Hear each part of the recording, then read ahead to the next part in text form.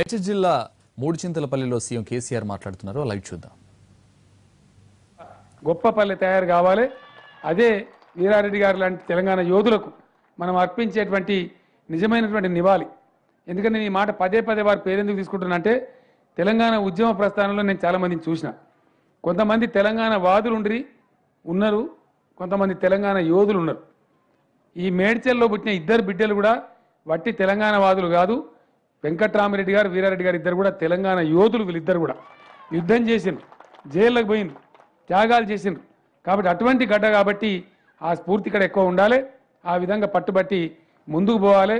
మూడుచింతలపల్లి ప్రజలు అన్ని విధాలుగా మీరు విజయం సాధించాలని కోరుకుంటూ ఈ పాఠశాలలు కూడా ఫర్నిచర్ కానీ మంచి కానీ తక్కువ ఉంటే చూడండి. ఎంవిరెడ్డి గారు ఏదైనా అవసరమైతే 10 లక్షలు పెట్టి ఈ పాఠశాల గదులు కానీ వాటి టాయిలెట్స్ కానీ శానిటేషన్ కానీ చేయండి. ఆ ప్రకారం చేయాలని చెప్పి కోరుకుంటూ ఒక 20 మాత్రమే ఇండివిజువల్ టాయిలెట్స్ కట్టాలి, మిగిలినది కట్టినని చెప్పిండ్రు. టాయిలెట్స్ కట్టడం కాదు, దాన్ని ఊరుకూరు వాడాలి. వాడినప్పుడే అది చాలా పరిశుభ్రంగా ఉంటుంది. వాడకపోతే 100 రూపాయలు జుర్మానా వేయాలి. ఎవరైతే వాడరో ఆ ఇంటి వాళ్ళకి జరిమానా విధించాలి. అట్లా గ్రామం అంతా ఒకటిగా ఉంటే చాలా పనులు సాధించగలుగుతాం, విజయాలు సాధించగలుగుతాం. నేను మళ్ళీ మధ్యలో మీ దగ్గరికి వస్తూనే ఉంటాను. ఆ ప్రకారంగా మీరు విజయం సాధించాలని చెప్పి నేను కోరుతా ఉన్నా. గిరిజనులకు కానీ గ్రామానికి కానీ కలిపి పూర్తి నిరుపేదలు అత్యవసరం ఉన్న వాళ్ళు ఎవరైతే ఉన్నారో తాండాకు ఒక 50, ఇక్కడ గ్రామానికి ఒక 50, ఒక 100 డబుల్ బెడ్రూమ్ ఇండ్లు కూడా నేను మంజూరు చేస్తా ఉన్నా. వాటిని కూడా వెంటనే నిర్మాణం ప్రారంభించాలని చెప్పి సర్పంచ్ గారిని, స్థానిక ప్రజల్ని కోరుతూ ఈరోజు వాస్తవానికి నాకు కొంచెం ఒళ్ళు కూడా అంత సహకారం లేకుండే, కొంచెం ఫేవరిష్గా ఉండే. నేను మాట ఇచ్చిన కాబట్టి రాకపోతే మీరు నారాజు అవుతారు, ఇబ్బంది పడతారు, మీరు డిమోటివేట్ అవుతారు. కాబట్టి కొంచెం కష్టమైనా సరే మీ దర్శనానికి రావాలనుకున్నాం. దేవుని దయ వల్ల రాగలిగినాం, పనులన్నీ మాట్లాడుకోగలిగినాం. చాలా సంతోషం. మీరు విజయం సాధిస్తారనేటువంటి విశ్వాసంతో తప్పకుండా ఈ పనులన్నీ కూడా ఒక 7-8 నెలల్లోనే అన్ని కంప్లీట్ అయ్యేటట్టు కూడా మీరు చేయాలని చెప్పి కోరుకుంటూ నేను సెలవు తీసుకుంటా ఉన్నా. జై తెలంగాణ.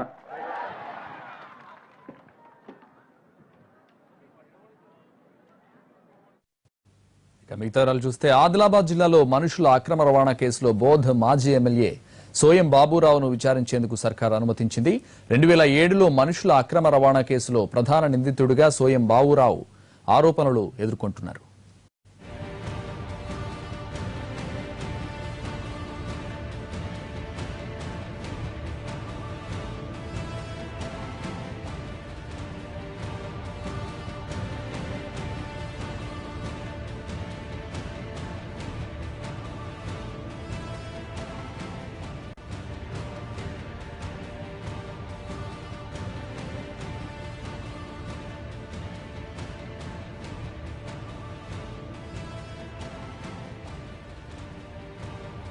పాస్పోర్ట్ కేసులో మాజీ ఎమ్మెల్యే సోయం బాపురావును విచారించేందుకు ప్రభుత్వం అనుమతిస్తూ ఉత్తర్వులు జారీ చేసింది. 2007లో ఆదిలాబాద్ జిల్లా బోధ్ ఎమ్మెల్యేగా ఉన్న బాపురావు గుజరాతీ మహిళను తన భార్య అంటూ పాస్పోర్ట్ పొందినట్టు అభియోగం ఉంది. అందుకే అప్పుడు ఐపీసీ సెక్షన్ 419, 420, 468, 471తో పాటు 12(1)B పాస్పోర్ట్ యాక్ట్ కింద కేసులు నమోదు చేశారు. ఈ కేసులో మరో నిందితుడు రషీద్ ఇప్పటికే లొంగిపోయాడు. అప్పటి నుంచి ఆగిపోగా తాజాగా విచారించేందుకు ప్రభుత్వం ఉత్తర్వులు జారీ చేసింది.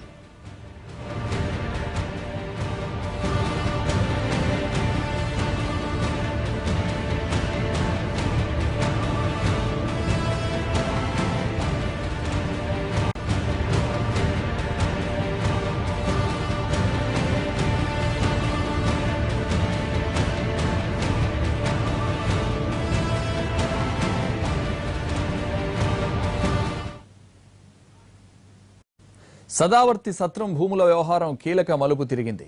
ఆల్ ఇండియా బ్రాహ్మణ్స్ అసోసియేషన్ ఎంప్లీడ్ పిటిషన్పై విచారణ జరిపిన హైకోర్టు సదావర్తి సత్రం భూములకు మరోసారి బహిరంగ వేలం నిర్వహించాలని ప్రభుత్వానికి ఆదేశాలిచ్చింది. దీనికి సంబంధించి 6 వారాల్లో అన్ని జాతీయ దినపత్రికల్లో ప్రకటనలు ఇవ్వాలని సూచించింది. సదావర్తి భూముల్ని కొనడానికి ఇటీవలే మంగళగిరి ఎమ్మెల్యే ఆళ్ల రామకృష్ణారెడ్డి 27,44,00,000 రూపాయలు ఆంధ్రప్రదేశ్ ఎండోన్మెంట్ కమిషన్ కు చెల్లించారు.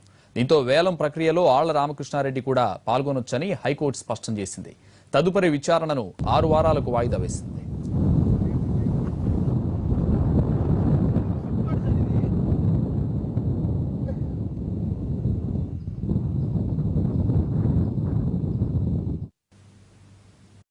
టీడీపీ నేతలతో చంద్రబాబు టెలికాన్ఫరెన్స్ నిర్వహించి కీలక సూచనలు చేశారు. సెప్టెంబర్ 1 నుంచి నిర్వహించనున్న ఇంటింటికి తెలుగుదేశం కార్యక్రమాన్ని విజయవంతం చేయాలని ఆదేశించారు.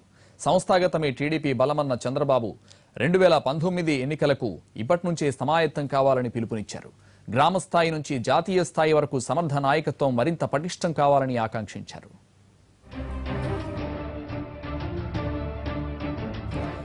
ప్రతిపక్షాలు రెచ్చగొట్టే వ్యాఖ్యలు చేసినా సంయమనం పాటించాలని పార్టీ నేతల్ని ఆదేశించారు టీడీపీ జాతీయ అధ్యక్షుడు చంద్రబాబు. ప్రతిపక్ష నేత జగన్ ఉన్మాదిలా వ్యవహరిస్తున్నాడని, అతని వ్యాఖ్యలే అందుకు నిదర్శనమన్నారు. నంద్యాల ఉప ఎన్నికలో పార్టీ విజయం తథ్యమని ధీమా వ్యక్తం చేశారు. 2019కి వైసీపీ 30 సీట్లు మించవని సర్వేలు చెబుతున్నాయన్న చంద్రబాబు మిత్రపక్షాలపై మాట్లాడేటప్పుడు కూడా సంయమనం పాటించాలన్నారు.